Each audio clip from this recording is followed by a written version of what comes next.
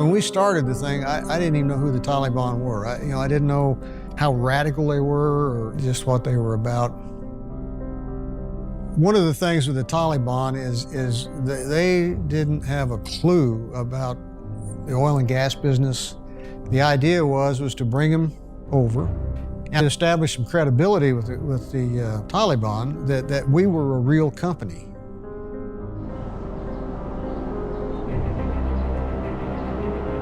Marty Miller secretly invited a group of Taliban leaders to Unocal's headquarters in Sugar Land, Texas.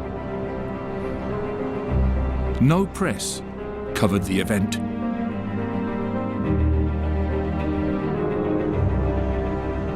I have some statues that I got in Indonesia, and they're figures of people carved out of ironwood, and the people are naked. And I had one of these professors, Islamic professors, check my house out, and when he saw these things, he said, I don't think that's going to work with the Taliban. He said, what we'll do, he said, you got some black trash bags? I said, yeah. He said, we'll put burqas on them. So that's what we did. We put burqas on the statues. Marty Miller was vice president of oil company Unocal. They wanted to build a huge oil and gas pipeline through Taliban-controlled areas of Afghanistan. But how did these negotiations influence US foreign policy towards the Taliban?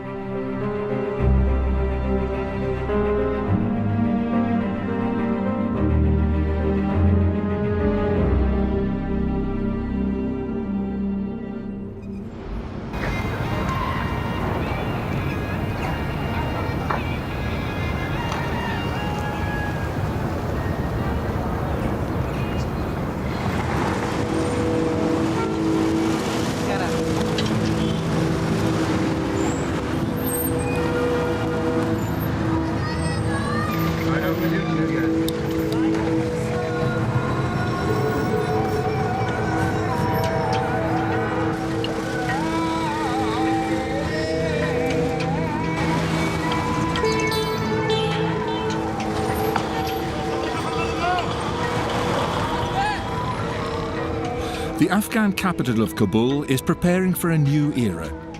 Foreign forces have mostly withdrawn, and Afghan soldiers and police will now be responsible for security in the country. But in 2014, 5,000 of them were killed in battles against the Taliban. But the Taliban hasn't always been an enemy of the West. Today, their former foreign secretary lives in a heavily guarded house in one of Kabul's better suburbs. During the 90s, he was involved in discussions with the American oil company Unocal. The اول وختو کې ما یاد دي چې یو کال چې کوم راغله یا طالبان راغله هلته د طالبان لاره دلچسپي و چې د افغانستان د یمار او د اساسي لپاره په دې مورد کې علاقه مندي وشي دا ترانزیت تیری او دلته کاری د افغانستان په خلکو ګټه ولې طبي خبره ده چې کوم هریت ترانزیت کوم هیواد سره ارتباط لري او بل تغټه پانګونه سره گزاري کوي هغه په رابط باندې هم مثبت تاثیر لري. اول هدف په افغانستان کې د وضعیت اقتصادي وضعیت بهتري کېدو مسله و.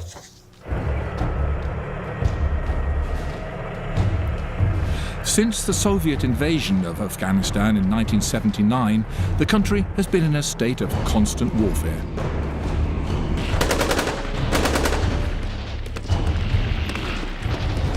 During the Afghan insurgency, the Mujahideen received extensive weapons support from the United States and Britain in their struggle against the Russians.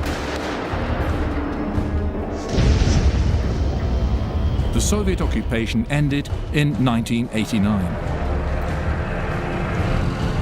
2 years later, the Soviet Union also collapsed.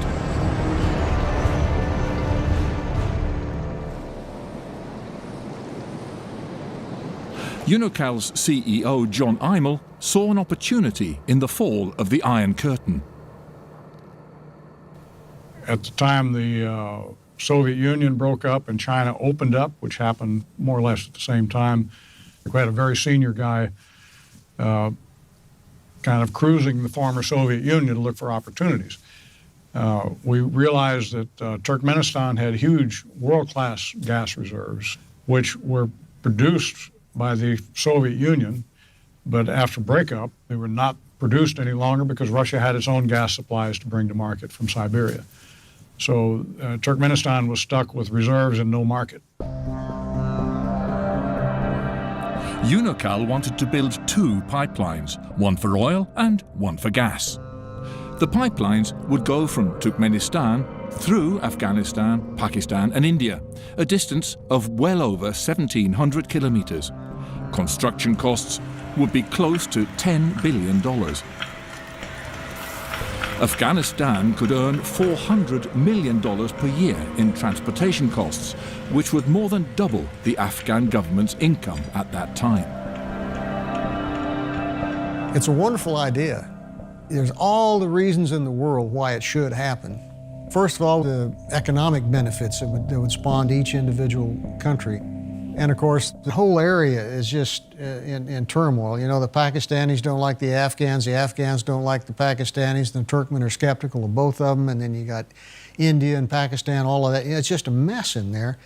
And one of the things we were thinking about was that, you know, if we could get this big project that involves, say, even up to Kazakhstan, where Kazakhstan, Turkmenistan, Afghanistan, Pakistan, India, that all of these have a vested, a common interest in something, that might help bring them together to calm things down and where they start working together instead of being at odds with each other all the time.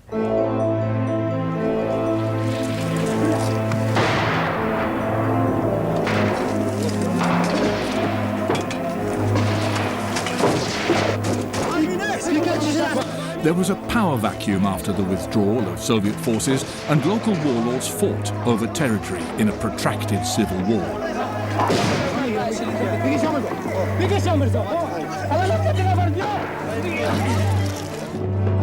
In the north, people gathered around the Northern Alliance and its leader, Ahmed Shah Massoud, the so-called Lion of Panjshir.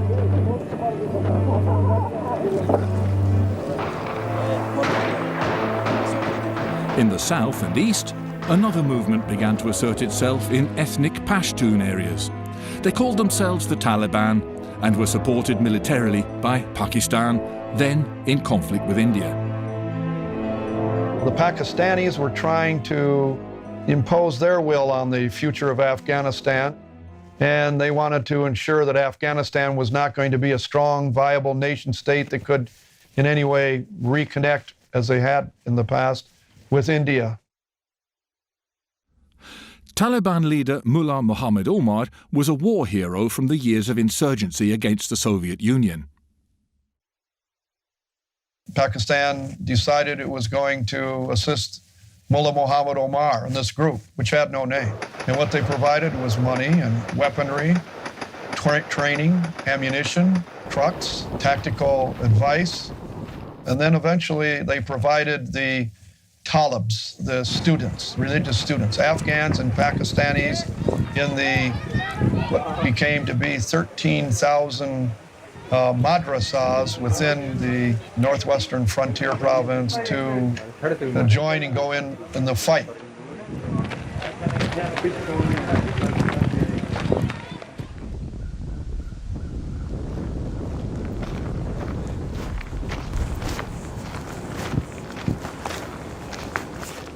Before becoming an attorney, Julie Sears worked as an intelligence analyst at the Pentagon. Her sources in Afghanistan warned against Unocal's close relationship with the Taliban. Worldwide, there was a very broad perception that Unocal was working with the U.S. government to promote the Taliban as the most likely source for a stable, single group controlling Afghanistan. And there was, I think, an effort or hopefulness on the part of some that if this pipeline could be put through, it could be a source of stability or development for Afghanistan. I personally didn't like the idea that that stability would mean that the Taliban would be in charge.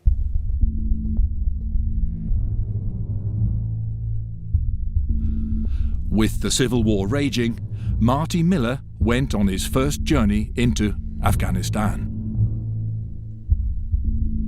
At the time, there were 6 or 7 warlords that were feuding with each other, and it was, Afghanistan was not a real safe place to be. The first thing I noticed was the devastation. It kind of reminded me of pictures I'd seen of Germany post-World War II.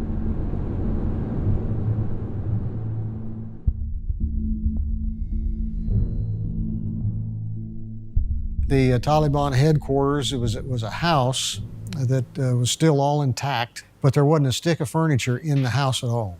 We slept on the floor. And I had it was kind of a little traveling roadshow sort of thing. Of course, you don't have slide projectors or anything because there wasn't even electricity in the building. But I had some diagrams and charts and showing them some things and some, just basically to describe the project and to tell them what the benefits would be. And they were very interested. The message was always, if you guys will quit fighting with each other and form a government that gets UN recognition that allows us to attract World Bank and ADB financing, then we may have a deal. But the Taliban were on the offensive and drove the Northern Alliance out of the cities of Mazar-e-Sharif and Kabul.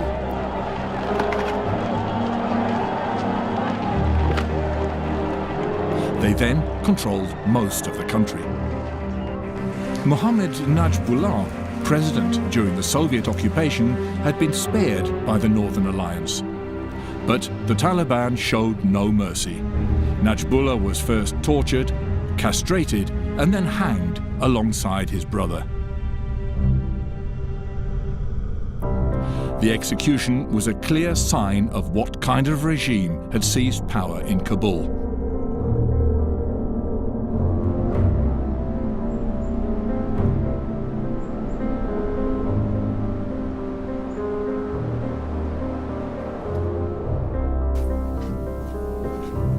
Julie Sears travelled in secrecy to Kabul in 1997 in order to learn more about the new regime. So I had gone into Kabul when it was held by the Taliban, secretly, basically dressed as an Afghan woman in a burqa. They seemed very foreign to me. Certainly many Afghans are conservative Muslims, but even among them, they generally do not support the sort of extremism that the Taliban stand for. I see the Taliban really as an alien force. Their attitude toward women or a number of human rights issues I found disturbing, but I think it was that larger sort of geopolitical issue of them being backed by the Pakistanis that was most disturbing to me.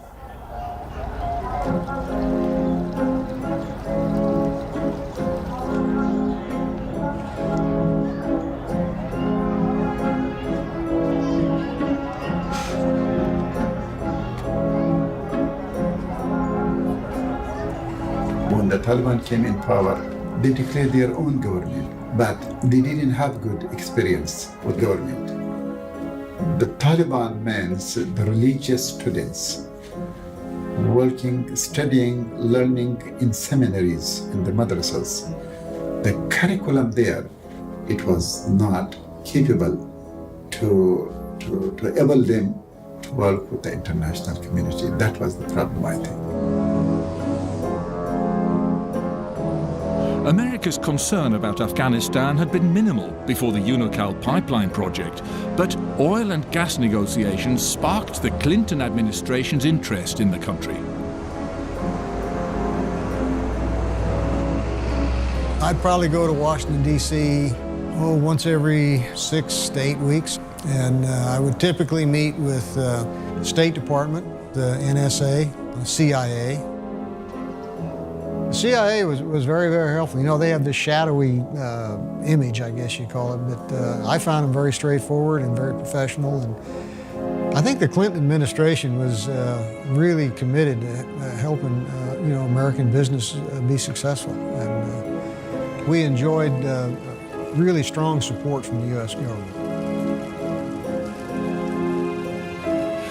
Unocal wasn't the only oil company that wanted to build a pipeline in Afghanistan.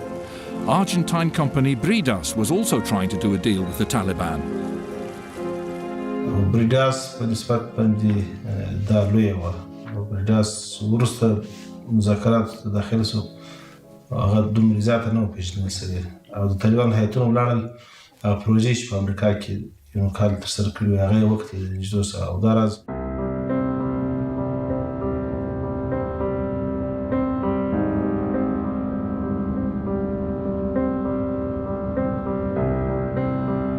The Taliban delegation arrived at Unocal's headquarters in December 1997. Marty came home one day and said, "What would you think about having a group of Taliban, a delegation, come to our home for dinner?" Didn't know what to say at the time. I had to think it through, and I was pretty naive. Maybe if they come and see Americans home and realize that we're average, regular people, maybe it would, be good for them to do this. So I agreed to do it.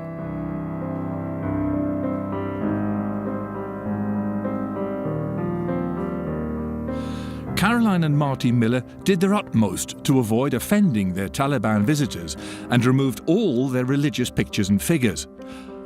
But they did not remove the Christmas trees. The year that the Taliban came to our house, there was a charity fundraiser thing, and we had 7 Christmas trees in our house. And the Taliban that blew their mind. They couldn't figure out what that was all about. And I think they were trying to make a connection between a Christmas tree and the birth of Jesus Christ, they're trying to make a religious connection with what's this Christmas tree all about. They never did understand, I don't think. In the days that followed, the Taliban leaders got a guided tour of Marty's hometown. It all started with a visit to Houston Zoo. Then they explored the NASA Space Center. The tour ended in a giant mall where they shopped for stockings, combs, and cold weather jackets.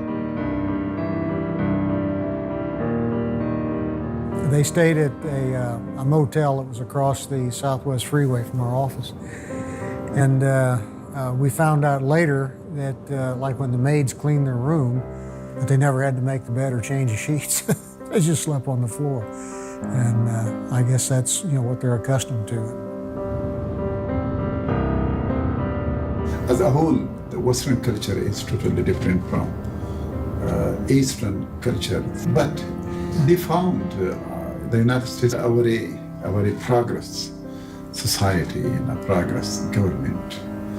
They were impressed from that. Dressed in their newly acquired jackets, the Afghans visited one of Unocal's offshore platforms.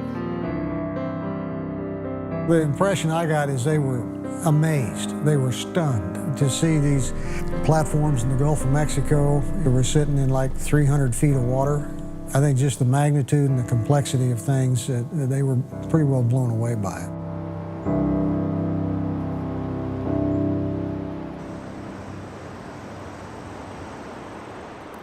The next leg of their journey took the visitors to Omaha, Nebraska, where they met one of America's foremost experts on Afghanistan petroleum resources. The United States were trying their best to talk to the Taliban, who were obviously beginning to take over the whole of Afghanistan. The State Department asked me to talk to the Taliban, and they brought them in here. And so this room, instead of having guys in suits and ties like they always had before, these were Taliban in, skull caps and turbans and long beards and everything. Okay, they're Afghans, no problem. And so I showed them all this neat whiz-bang satellite imagery and stuff. And they go, "You're looking at our country?" "Yeah, we're looking at your country. And you can do this too. We'll show you how to do this. All you need to do is come over here and get educated in this stuff."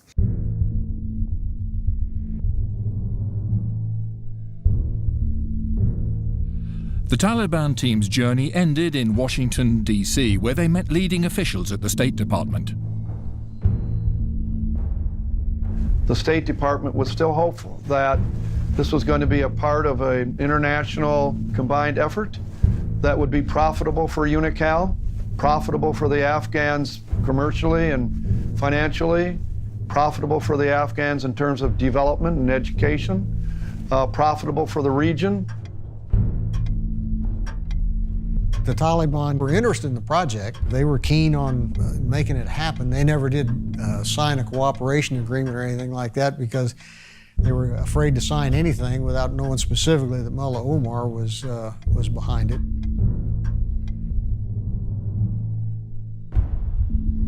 There are hardly any pictures of the mysterious Taliban leader. In this rare footage of him, Mullah Omar tries to hide behind a blanket.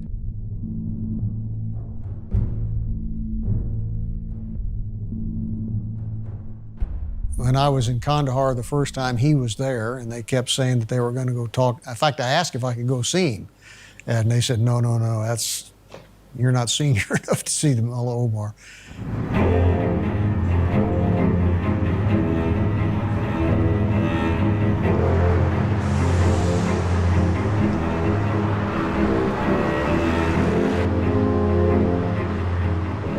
While UNICAL was in dialogue with the Taliban about the pipelines, another actor began to assert himself in Afghanistan: Osama bin Laden.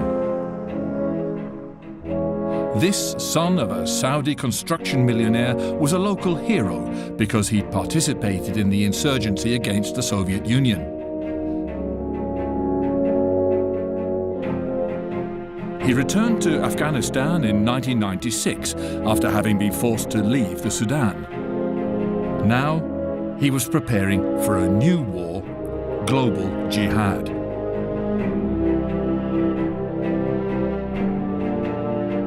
When Taliban captured Nangarhar, then consequently captured Kabul in 1996, they found Osama bin Laden and his colleagues in Nangarhar. So the Taliban moved him to Kandahar to be protected there.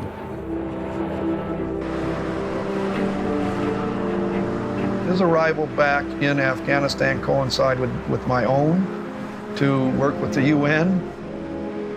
Never met Osama bin Laden. I saw him once in the bazaar in his convoy car passing by, but I never, we didn't wave or anything. We didn't know each other. We're looking at the other. So that first year that he was in the area was the time when he solidified his relationship with Mullah Muhammad Omar. ناكم خپلوي درلوده ژبه یې جلا وه وطنونه یې جلا وه ولې دې شک نه و چې هغه په افغانستان کې جهاد کړی و د جهاد یو پخوانی ملګری و مسلم و مګر توپیرونه هم وه او مشترکات هم وه. In Afghanistan, Marty Miller and UNICAL had initiated the training of local workers who were to be employed on the so-called peace pipeline. We'd like to hire locally, so we had employment opportunities for the Afghans. And in fact, one of the things we did in Kandahar is we established a training center. We found an old abandoned warehouse that we outfitted, and we brought some equipment in, welding equipment, tools that were needed for the training. Without being aware of it, Marty Miller had established his training center in the same street as Osama bin Laden's house. And I'd never heard of the guy before. I didn't know who he was. Looking back on it, kind of gives me the creeps to think about I was that close to that guy.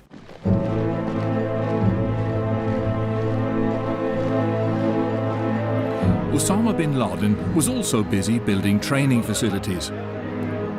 Bin Laden eventually became responsible for organizing the flow of foreign fighters between Chechnya, Bosnia, and the Arab world. For the Taliban, these soldiers were useful reinforcements in the fight against the Northern Alliance. This enabled bin Laden to strengthen his alliance with the Taliban and to recruit soldiers for his holy war on the Western world.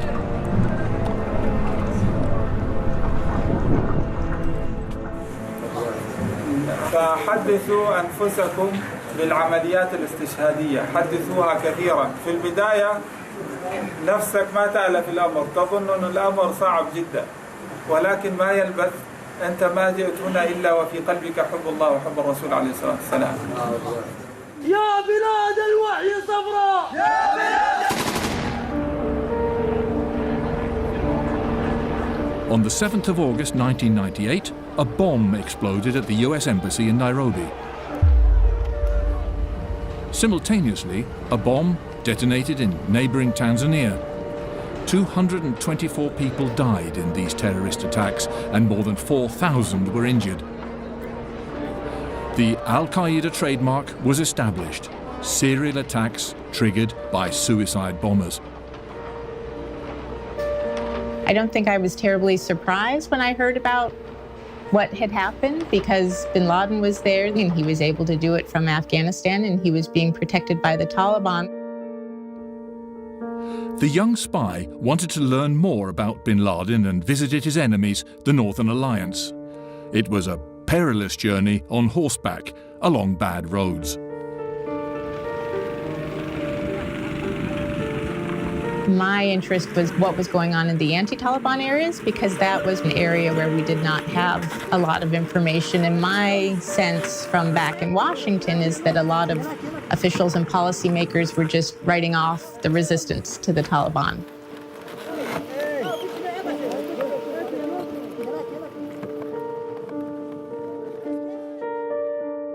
She met Northern Alliance leader Ahmad Shah Massoud, who asked for support from the West in the fight against the Taliban and Al-Qaeda. They certainly seemed a much more viable option inside Afghanistan than they had appeared from the outside. Their morale was generally good. Increasing numbers of Afghans coming to them from Taliban areas wanting their assistance in fighting the Taliban. So to me, they seemed like a very viable alternative to the Taliban, if only they were able to have more support. During her visit, Sers got a unique insight into what was to come. Northern Alliance prisons were full of jihadists from several countries.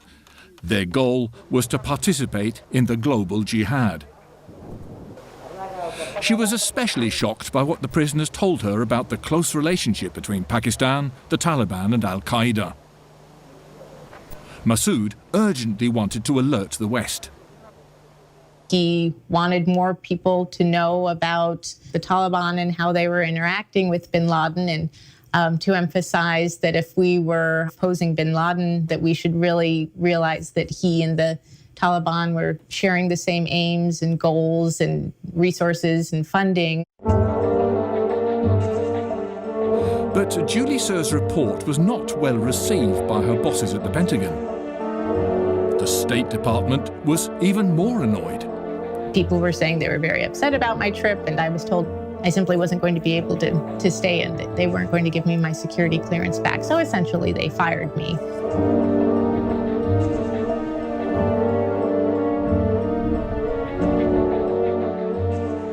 Even at that time, I think the State Department would have been happier having the Taliban control the whole country and having Massoud go away.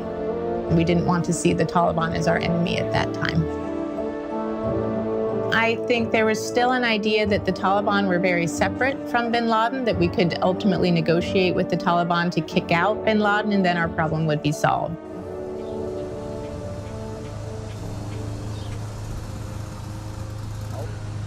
The Clinton administration continued in its efforts to influence the Taliban regime.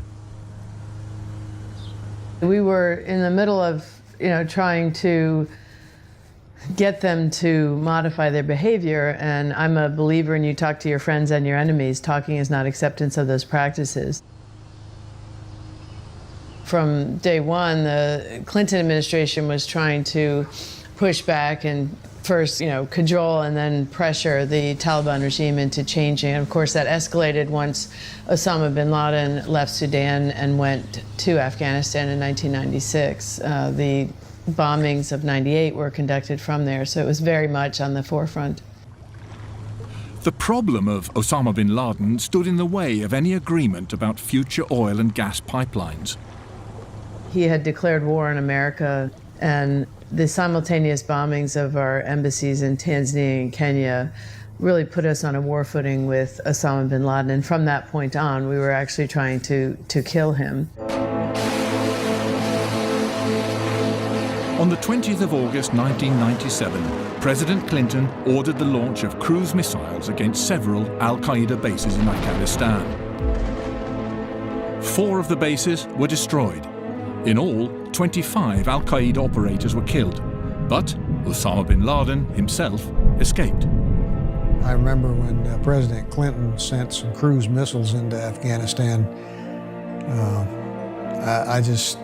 that's when I told my boss and the board of directors that it was time, that this wasn't going to go anywhere anytime soon.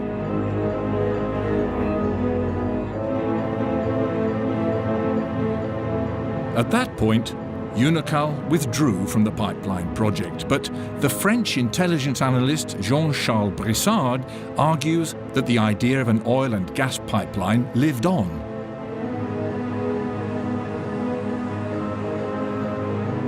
The United States was thinking they were pressuring the Taliban to release bin Laden by negotiating about the pipeline. At the same time, the Taliban were thinking they were pulling the United States about bin Laden by discussing with them about the pipeline. For Mullah Omar, the pipeline issue was a leverage in preserving his country from US strikes and avoiding to take a decision on bin Laden. Osama bin Laden was also interested in continued pipeline negotiations. A strategy memo from bin Laden's close aide, Mohammed Atef, was found during the investigation of the 1998 East Africa embassy attacks. This memo, written by Mohammed Atef, it states clearly that as far as the Taliban were maintaining relationship in some way with American businesses over this project or US diplomats, their security, Al-Qaeda security, was guaranteed.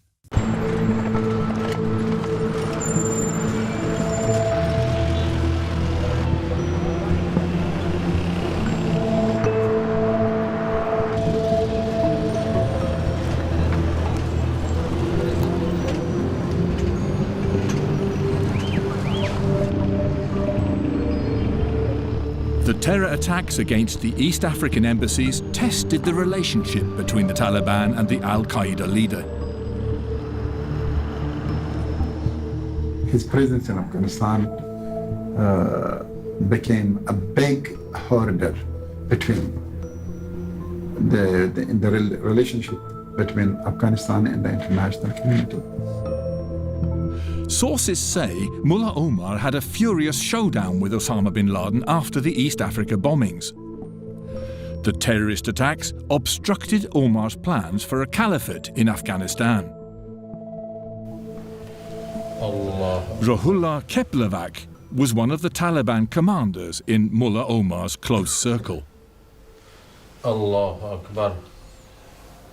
کچیر هغه فکر د القاعده سره بل فرض وسی خو زه فکر نه کوم چې طالب سره ملګری دي طالب دا غو سره په دغه فکر کې نه ملګری صرف طالب داغو په اسلامي اخوات باندې قاني او په دې باندې دغه چې توساتل سي د دې کار اعلان نه ځناخسي چې حتی بندیزونه پر لګیدل و چې چې د افغانستان د خاورې سپېو ځای باندې ملانک د امریکایانو د راتګ په افغانستان جنگ شروع کول لپاره یو ښه بهانه شوه یو پروپاګاندا ده بهانه ده اگزاکت لغت نه بیا یو ظاهري ریزنس یو ظاهري دلیل سو.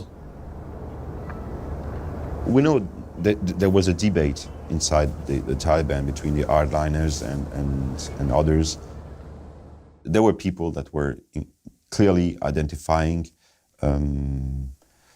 Osama bin Laden as a threat. Towards the end of the 90s, the pipelines were no longer on the agenda in talks between the US and the Taliban. The US asked 30 times for Osama bin Laden to be handed over, but the Taliban gave no clear answer. The talks went essentially nowhere. The Taliban, the more we would push them, the more they'd push back. The more we'd push them on Al-Qaeda, expelling Osama bin Laden, the more they would push back. They just got more defiant.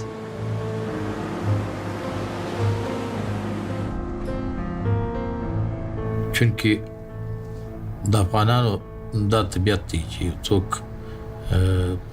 مهمان نواز خلک دي طالبانو دا عار په ځان باندې نه وړي او دا عار ځان آینده ځان ته نه پرېښوي چې دا خلک دا عار په دوی باندې ووایي نو دا طالبانو په دغه نسبت نه کې قبول.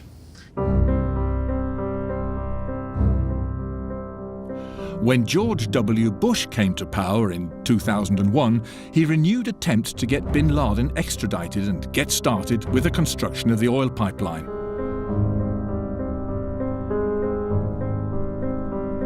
By then, UNICAL was out of the picture, but others tried to revive the plans. George W. Bush, he had this direct connection with the oil industry. The idea was to try to be more persuasive with the Taliban.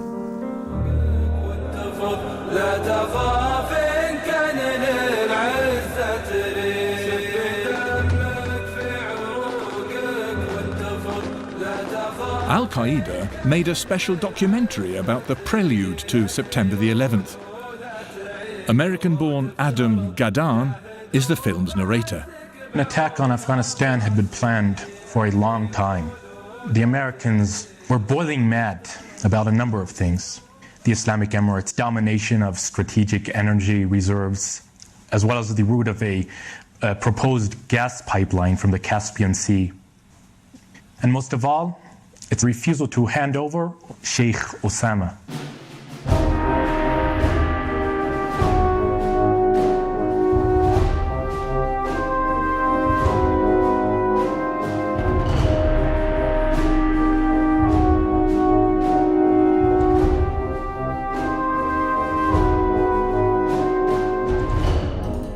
In Berlin in July 2001, a final dramatic meeting about the Taliban was arranged between representatives of the United States government and other players in the region. At a point during these talks, there's a US representative that would make this ultimatum that you'll have either the carpet of gold or the carpet of bomb. The Americans had informed their allies during a meeting in Germany of their plan to invade Afghanistan in the autumn, before the first snowfall, which is what they eventually did. So we knew it was coming. The question was, do we sit back and wait, or do we surprise them with a preemptive strike?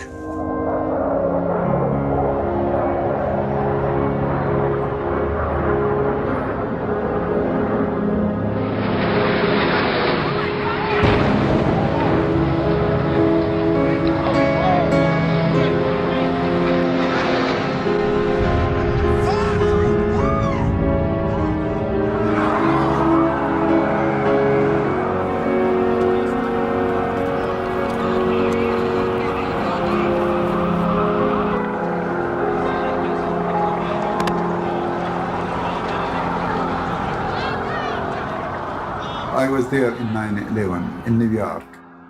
It was a very bad incident. I found it very tragic and terrible for the people of the United States. Innocent people were being killed. زما خپل په دې نسبت باندې چې د افغانستان د سبب د خرابي ګرځیدل ځکه چې طالبانو دوی ته اجازه نه ورکول هم په دې نسبت باندې چې افغانستان خراب نشي جوړ شي د سینې چې یوازې د ټولو طالبانو سره د سپیکر وو چې کاشکې دا کار سوی نه وای. The Taliban offered to extradite Osama bin Laden to a third country, but now the Americans had decided to remove both him and the Taliban. On the 7th of October, America and Britain attacked. The Northern Alliance exploited the resulting chaos and the Taliban regime unraveled. On the 20th of November 2001, the capital city of Kabul fell. With US backing, Hamid Karzai was inaugurated as president. His brother had been working for UNICAL and Karzai was well acquainted with the pipeline plans. Soon after 9/11, a couple of months, suddenly we hear that governments from the region got together and basically decided to revive the project. That means that even without knowing the fate of Afghanistan in terms of stability, all these countries had come to the same conclusion they had reached before 9/11, that this pipeline was crucial for them, for their interests.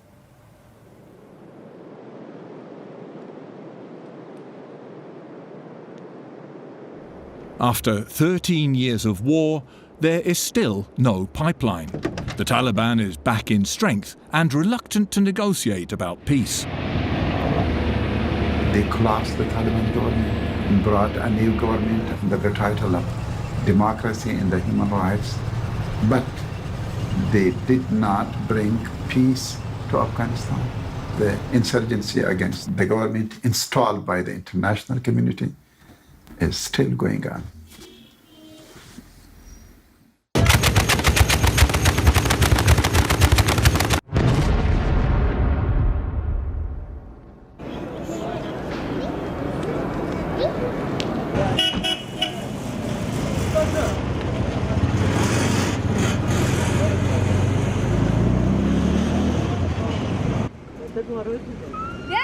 The war against the Taliban has made the building of the pipeline impossible. The Afghan north also has some oil.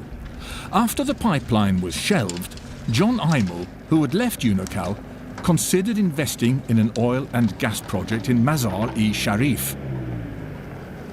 You look at Afghanistan, the political risk is amazingly high. The geologic risk in the Mazar area is moderate, but the reward part is also moderate. So when you put all that together, that's why it's not an interesting investment opportunity for large companies. There are geologists who argue that the country's petroleum resources are larger than previously known. Afghanistan has the best geology in that part of the world for both mineral resources and hydrocarbons. That's pretty spectacular. Why are they so poor? They've not been able to develop those resources. First, they didn't know about them, and then the past 30 years of war, nobody's been able to do much. One Afghan who tried to develop the country's oil resources at an early stage was King Mohammed Zahir Shah. After 30 years in exile, he returned. A lot of Afghanistan's oil history has been forgotten. Mohammed Zahir Shah became king when he was only 19 years old. In 1937, he gave the US firm Inland Exploration Company exclusive rights to oil extraction in the northern areas of the country. They were also given the rights to build a 1,600-kilometre pipeline. But the Second World War put a stop to these plans. Older Afghans recalled the king's reign as a time of peace, economic progress, the introduction of democracy and education for women.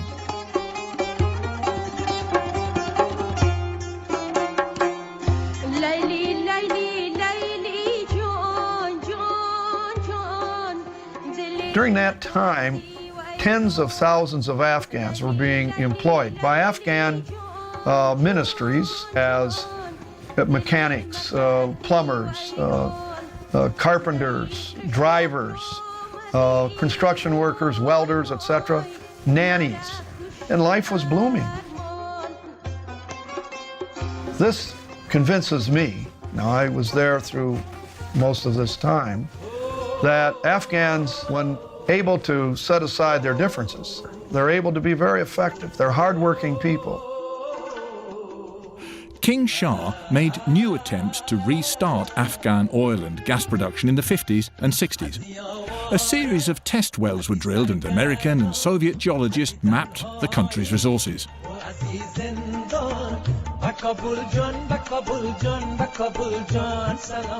When the Soviet Union invaded the country in 1979, access to Afghanistan's oil and gas resources was one of the objectives of the occupation.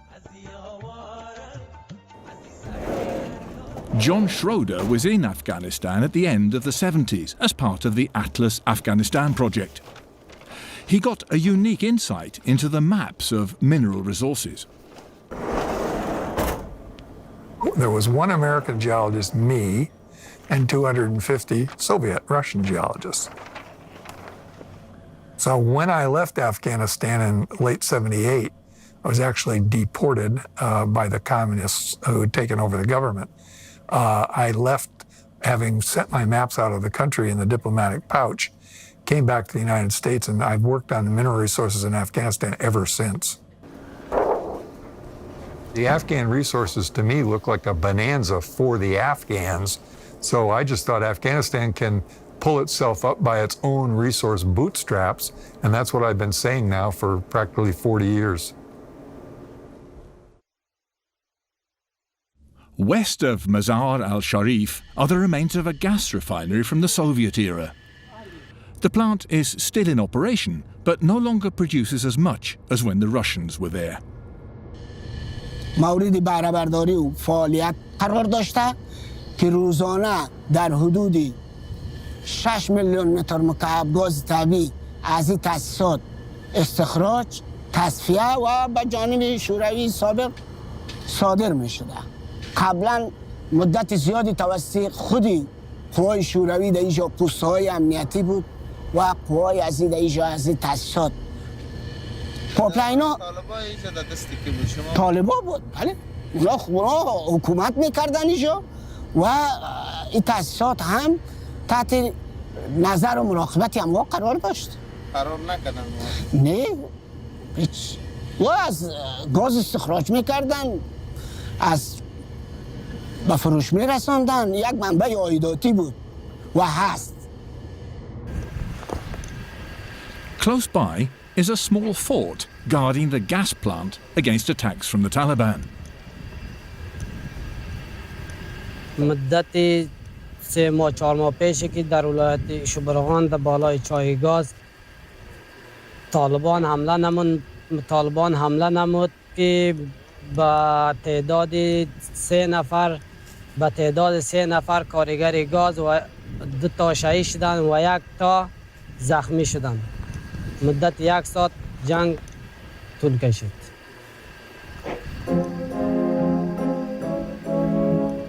In 2007, an experienced oil geologist rediscovered this area. He'd previously worked for Unocal, but he now worked as head of the Norwegian aid project Oil for Development. He wanted to help Afghanistan with a new oil law. Mange områder i verden olje- og gassressurser, direkte og indirekte årsak til konflikt. Jeg velger å se på det som en effektiv problemløser, både når det gjelder fattigdom og sikkerhet og levestandard. Geir Ytreland was dissuaded from travelling to the north, but with an armed escort, he went anyway.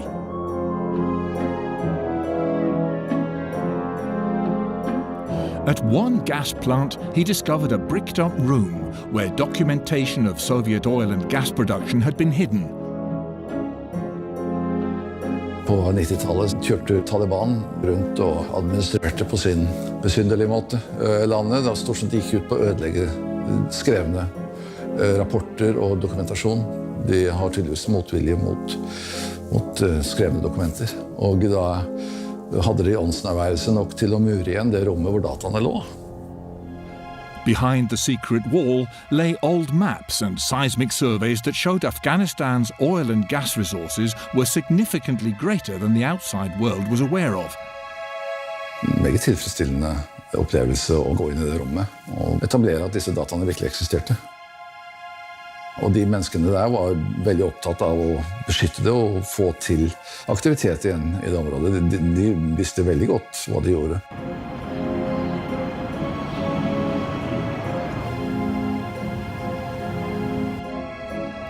The administration offices for oil and gas in Mazar al-Sharif are located in old Soviet buildings.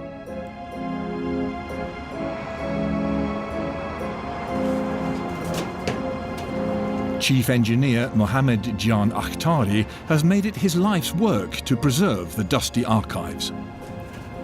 Several times he's saved maps and documents from destruction.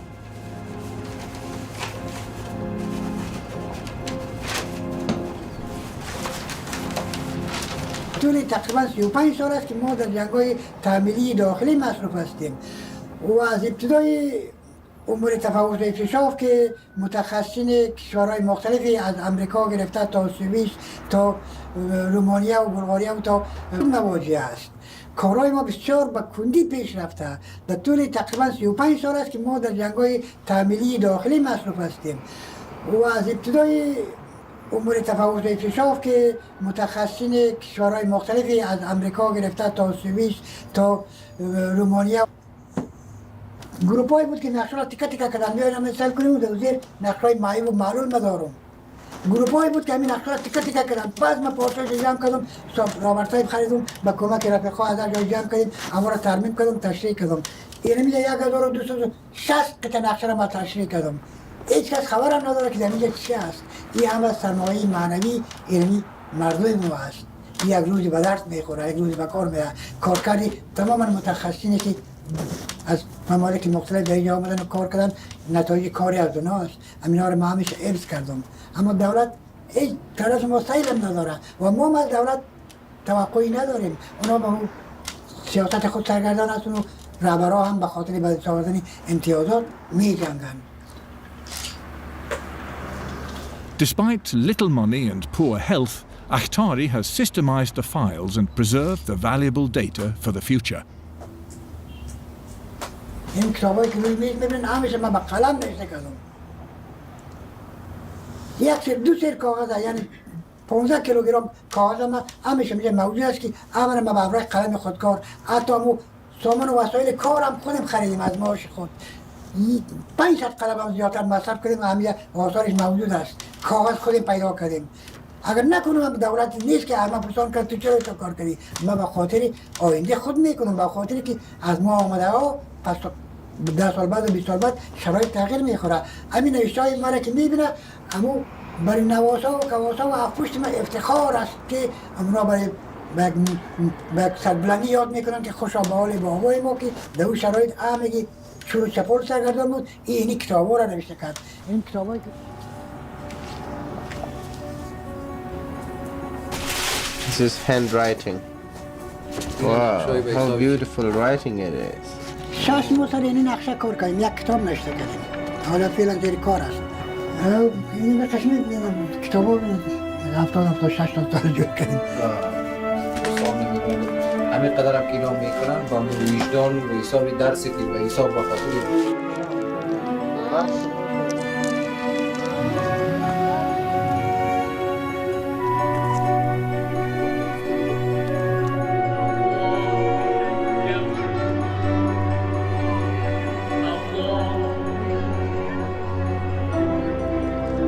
For over 40 years, Afghans have prayed for peace and dreamed of a better life.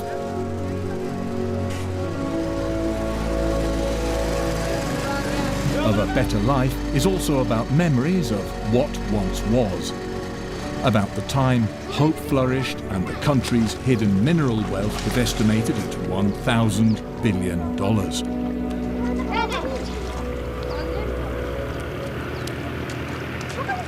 First, the Soviets wanted the resources, and then they got driven out by the Afghans. The United States didn't pay any attention to the resources itself. Our military only wised up to the fact that it was rich in resources only a couple years ago. But now more and more Afghans know the resources are there, and they can come out of the ground if you stop the fighting.